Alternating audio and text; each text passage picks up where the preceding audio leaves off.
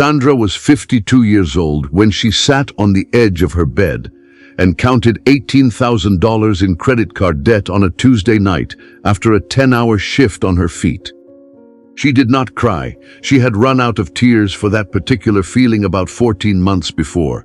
She just sat there in the dark, with the statement spread across her bedspread like a map of every wrong turn she had ever made, and she stared at the numbers until they stopped looking like numbers and started looking like walls. $1,400.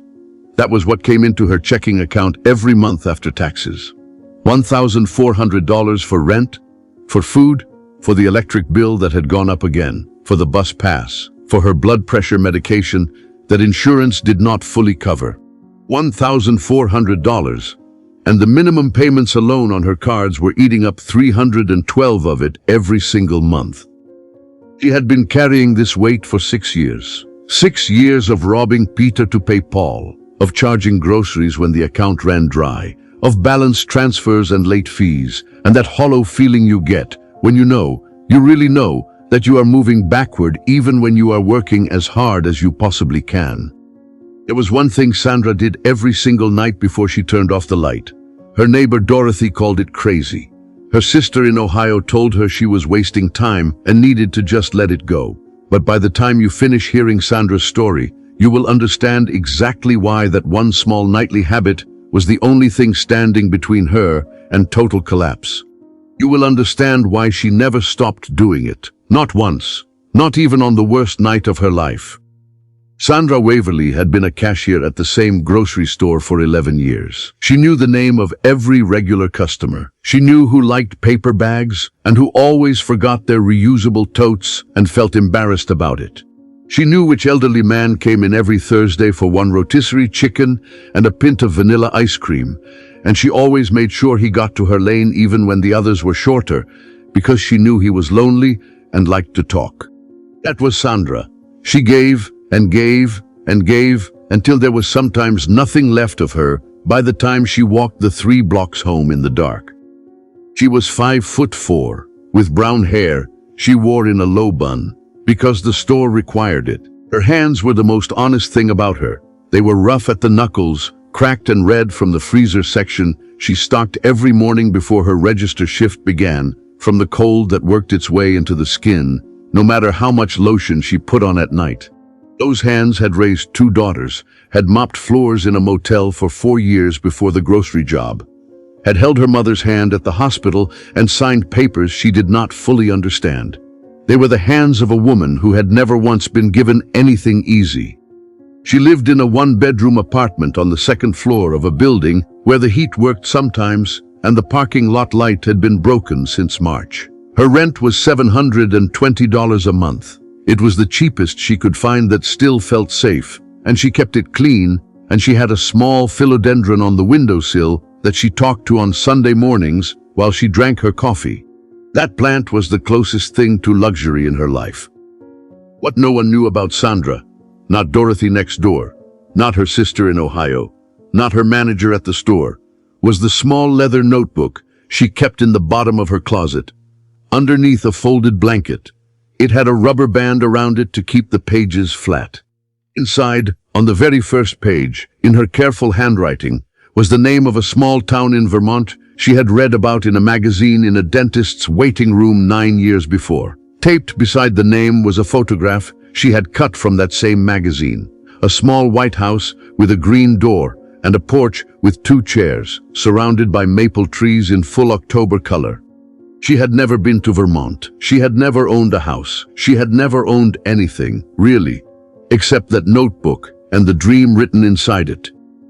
That notebook was her reason. On the nights when the debt felt like a hand around her throat, she would take it out and look at that photograph and remind herself that she was not trying to survive. She was trying to arrive somewhere. If this story is already speaking to something you carry quietly inside you, something you have not told anyone yet, then this space was built for you. Stay with Sandra. She has something to show you. The collapse came on a Wednesday in February, which is the cruelest month for people who are barely holding on. Sandra had been managing the way people manage when they do not really have a choice. She was paying the minimums, charging what she had to charge, telling herself that next month would be different, because next month she was going to cut back on something, though she had already cut back on everything she could think of. She had stopped buying coffee in the morning and started making it at home in a machine she had owned since 2014. She had canceled the streaming service and the magazine subscription and the gym membership she had not used in 8 months anyway. She had cut back on everything, and still the numbers did not move. Then two things happened in the same week, and together they broke open something she had been keeping sealed shut with pure stubbornness. The first thing was her car. The car she had been nursing along for 3 years finally gave out. The mechanic told her it needed a new alternator and 2 new tires, and the total was $1,180. She did not have $1,180. She had $43 in her checking account. She put the car on the one card that still had a little room left, and just like that, that card was maxed. The second thing happened 4 days later, on a Saturday afternoon, at her own register, at the store where she had worked for 11 years. She was covering for a colleague who had called in sick. The line was long. There were people she recognized, regulars she greeted by name, a woman from her own building who always brought tomatoes from her garden in the summer. And Sandra's debit card was declined, not for a large purchase. For $31.40 worth of groceries she had set aside for herself during her break, a small bag of things she needed for the week. The machine beeped. The light on the register went red.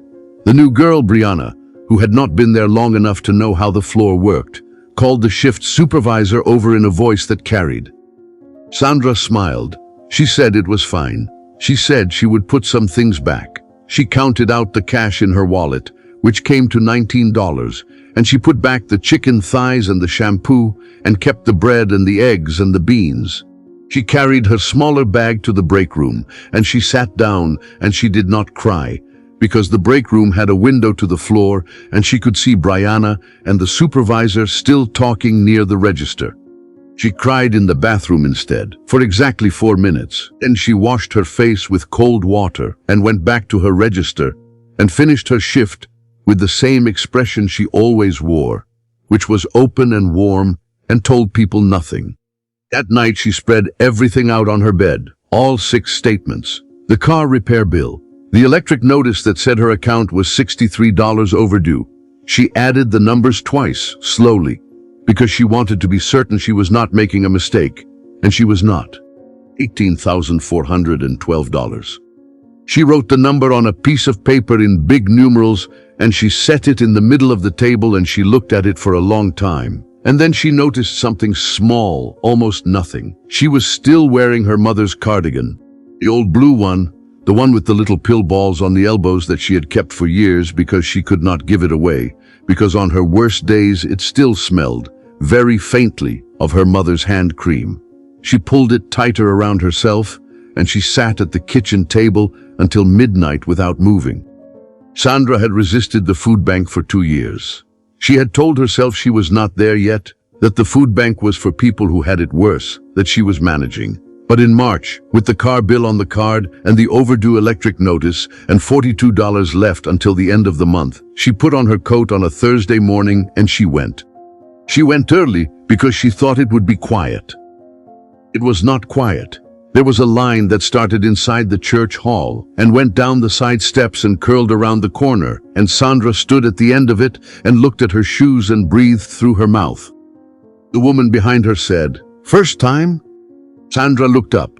The woman was older, maybe 70, with white hair cut short and very clean. She wore a yellow rain jacket and held a canvas bag with a small bird embroidered on the front. She had the kind of face that has been through things and has come out the other side of the things with its eyes still open and still curious.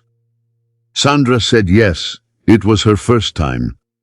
The woman said, "It gets easier and harder, but mostly easier." Her name was Ruth.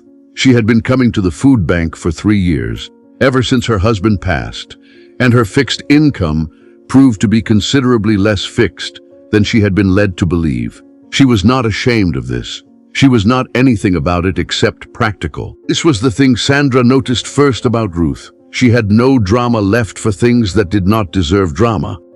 They stood in line together for almost 40 minutes. Ruth did not ask Sandra why she was there or how much debt she had or what had gone wrong. She talked about her garden, about the rhubarb coming up too early, about a book she was reading about birds of the Northeast, about a particular thrush she had seen in the yard that morning that she had never seen before and wanted to identify. Sandra listened. She felt something unclench in her chest. Some muscle she had been holding tight for so long, she had forgotten it was clenched. Before they reached the door, Ruth stopped and looked at Sandra with a directness that was not unkind. She said, "You look like you've been fighting something for a long time." Sandra said she guessed that was about right. Ruth was quiet for a moment, just one moment. Then she said the sentence that Sandra would carry inside her chest for the rest of her life, turning it over and over the way you turn a smooth stone in your hand when you need to think. A river doesn't fight the rock, it goes around it, and it wins. That was all she said. She did not explain it. She did not add anything to it or take anything away. She said it, and then the line moved forward and they went inside and filled their bags with canned goods and bread and a block of cheese, and at the steps they said goodbye, and Sandra never saw Ruth again. She walked home with her canvas bag and Ruth's sentence sitting in the center of her mind like a stone dropped into very still water, sending rings out and out in every direction until they reached the edges of everything she thought she knew. Sandra did not have a plan the night she started. She had a piece of paper, a pencil, and the clear knowledge that what she had been doing was not working and had not been working for 6 years. So she started at the beginning, which is the only place you can ever actually start. The first thing she understood, and she did not understand it as advice she read somewhere, she understood it because she lived it from the inside, was this: when you owe $18,000 on $1,400 a month, the most dangerous enemy is not the debt itself. The most dangerous enemy is the feeling that the debt is permanent. That feeling will make you stop looking at the numbers. And when you stop looking at the numbers grow in the dark. She had been not looking for 6 years. She started looking. And here is where the loop that began on that first night finally closes, because you deserve to know what Sandra did every night before bed. Every single night, for as long as she could remember, she had written one number in her leather notebook. Just one. The total amount she owed. She had done this because she had read, years before, that debt grows in the dark and shrinks in the light, and she had believed it without fully knowing why. Her neighbor called it crazy. Her sister said it was masochistic. But Sandra had kept writing the number down even when the number went up. She had kept watching it. Now she understood what she had been doing. She had been refusing to look away. She had been keeping the light on. That habit, that one small stubborn habit, was what kept her from lying to herself the way people lie to themselves when the truth is too heavy to hold. Now she started watching the number differently. She started watching it go down. The second thing she learned, slowly and then all at once, was that she had been treating her minimum payments like the whole answer. Minimum payments are not the answer. Minimum payments are the design. They are built to keep you in the system for as long as possible, paying as much interest as possible over as many years as possible. She could see this clearly now, the way you can finally see the shape of a room once you stop running around inside it and just stand still. She stopped thinking of $312 a month as paying her debt. She started thinking of it as rent she was paying the banks for the privilege of staying stuck. That small shift in how she named the thing changed how she felt about the thing. And how you feel about something determines whether you fight it or accept it. She picked up the phone and she called all 3 card companies. She did not call to complain or to beg. She called to ask, simply and without embarrassment, whether there was a hardship program or a lower interest rate available for a customer who had been paying on time for years. 2 companies said no the first time. She called back. On the second call, one of them said yes. The interest rate on one of her cards dropped by 9 percentage points. 9 points is not a miracle. 9 points is real. And real is what Sandra needed. The third thing she understood was that she had to find money she did not yet know she had, not more work. Her body did not have more hours. She meant money hidden inside the spending she was already doing, spending she had stopped examining because examining it made her feel bad about herself. She printed out 3 months of bank statements, and she sat at the kitchen table on a Sunday and went through them with a highlighter, and she did not judge a single line. She only looked. She found $42 a month in subscriptions she had forgotten she was paying. She found nearly $80 a month in small, tired purchases, things bought at the end of a shift because she was exhausted and hadn't eaten, and the convenience store was right there. She was not ashamed of any of it. She had needed those things when she bought them, but she did not need all of them now. She redirected $122 a month toward the smallest card. 7 months later, that card hit zero, and she sat at the kitchen table and looked at the statement and felt something she had not felt in years. Not pride. Something simpler and more necessary than pride. She felt that it was possible. That was the entire feeling. It was possible.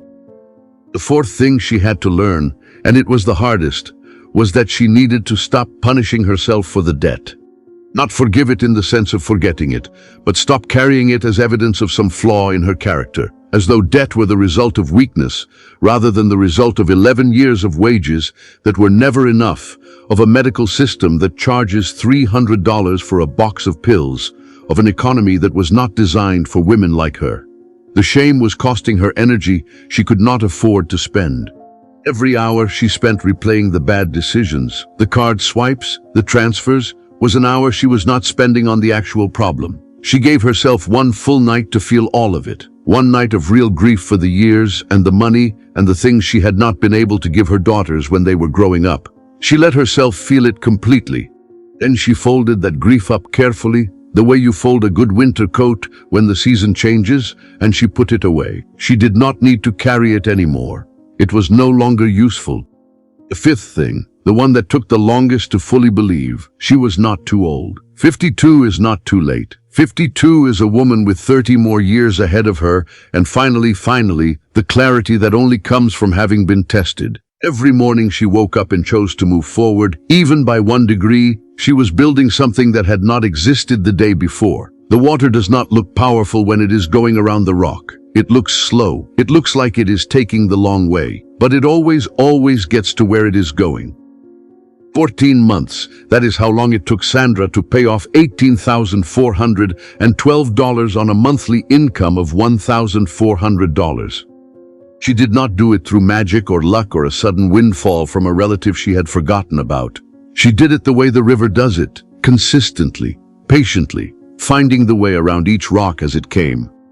She picked up 3 early morning shifts a month at a bakery 2 neighborhoods over, 4 to 8, before her store shifts began. She liked the quiet of it, and the smell of the bread, and the simple satisfaction of work that showed immediate, tangible results. Every dollar she earned at the bakery went directly toward the debt, untouched. She sold things. Not the earrings her grandmother had left her, not anything with a name attached to it. She sold the exercise bike she had not used in 2 years, the box of DVDs, the small television from the bedroom she watched only when she could not sleep. $340. All of it went to the second card. She cooked on Sundays. Big pots of things that lasted through the week, beans and rice and lentil soup, and a whole chicken made 3 different ways across 4 days. She stopped thinking of this as deprivation. She started feeling a quiet dignity in it, in knowing exactly what she was eating, in not throwing food away, in the Sunday kitchen smelling warm and full when the rest of her life was lean.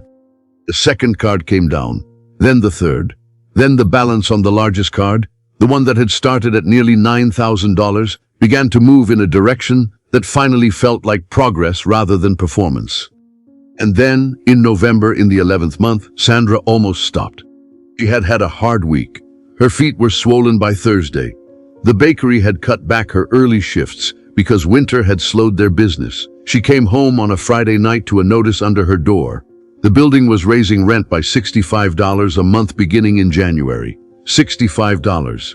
In Sandra's world, $65 was not a small number. $65 was the exact margin between her plan working and her plan failing.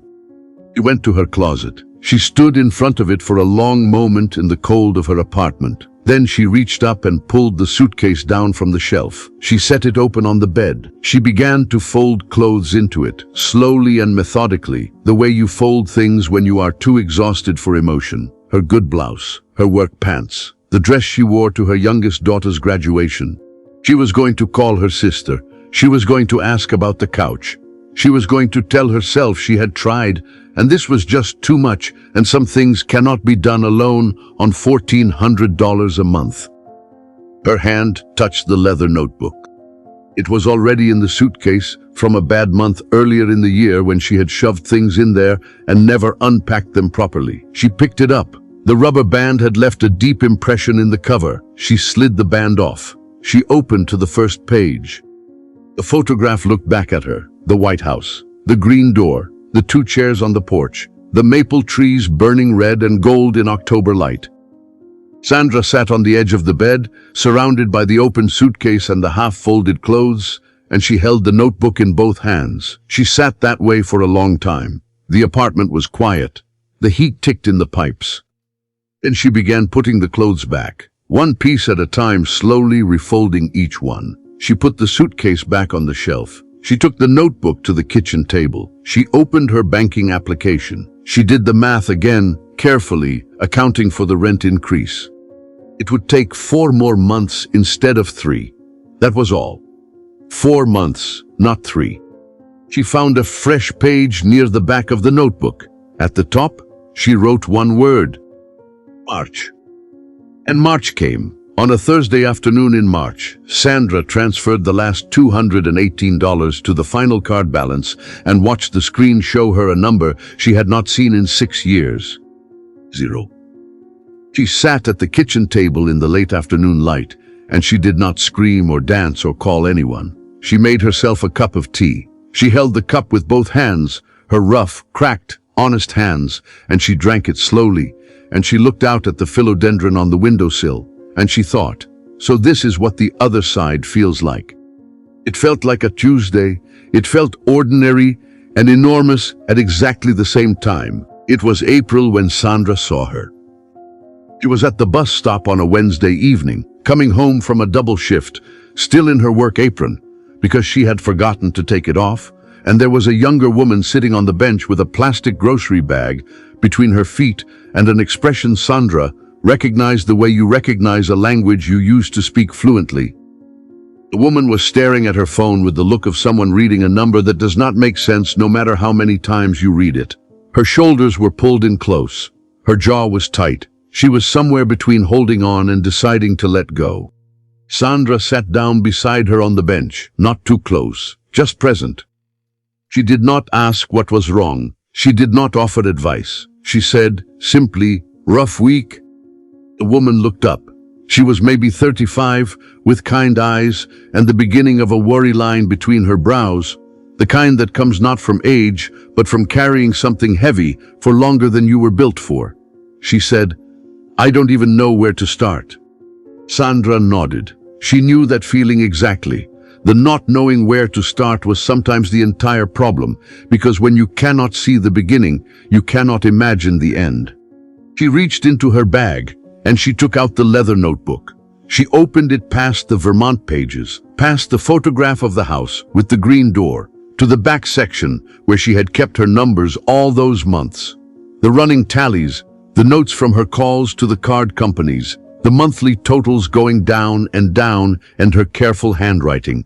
She opened to the last page, where the final entry reads simply, 0. "I was $18,000 in debt," Sandra said, quietly and without drama, "on $1,400 a month. I started working on it when I was 52. The woman looked at the page for a long time. Then she looked at Sandra. Then she looked back at the page. She said, "How?" Sandra was quiet for a moment. She thought about Ruth in the yellow rain jacket, about the food bank line and the rhubarb and the birds and the 40 minutes they had stood together without the world ending. She thought about the word that had changed everything, not the strategy, not the math, but the image that had given her a way to understand what she was doing so she could keep doing it. "A river doesn't fight the rock," Sandra said. "It goes around it, and it wins." The woman did not say anything for a moment. She turned that over in her mind the way Sandra had turned it over at the food bank steps in March, letting it go deep before she spoke. Then she said, very quietly, "I never thought about it that way." Sandra put the notebook back into her bag. She was wearing her mother's blue cardigan tonight, the old one with the pill balls on the elbows that she had kept for years, because she could not bring herself to give it away. She had put it on without thinking about it tonight, the way you reach for something that has become part of the shape of you. She noticed it now. She ran her thumb along the cuff, and she thought about her mother, who had also carried more than she should have and had kept going anyway, quietly, stubbornly, with her hands always busy. Some things you carry long enough become the things that carry you. The bus came down the street, its headlights yellow in the April dusk. They got on together. At her stop, Sandra stood and looked at the woman one more time. She said only, "You'll get there." The woman nodded, not the polite nod people give to strangers, the real kind, the kind that means something reached. Sandra stepped off into the cool evening air and walked the 3 blocks home and thought about nothing in particular, which is a feeling that takes a long time to earn and is worth every single thing you pay for it. If Sandra's story reached something in you today, something you have been carrying in private, something you have been afraid to say out loud, because saying it out loud makes it too real, then I want you to do one thing right now. Come down to the comments and write, Day 1, and then tell me one thing, just one, that you are going to do today only for yourself. It does not have to be big. It does not have to be perfect. It just has to be real, and it just has to be yours. I read every single comment that comes in, every one. If you have a sister, a friend, a woman in your life who needs to hear today that it is not too late, please share this video with her right now. Not tomorrow, tonight. And if this is your first time here, if someone sent you this and you are watching for the first time, I want you to know that this channel was built for women exactly like Sandra, exactly like you. Subscribe, turn on the bell, and come back. There is more here waiting for you. More women, more stories, more proof that the river always wins. Thank you for being here with us today. Thank you for staying all the way to the end, because that tells me something about you. Take care of those hands. Take care of that heart. And remember, you do not have to fight the rock. You just have to keep moving.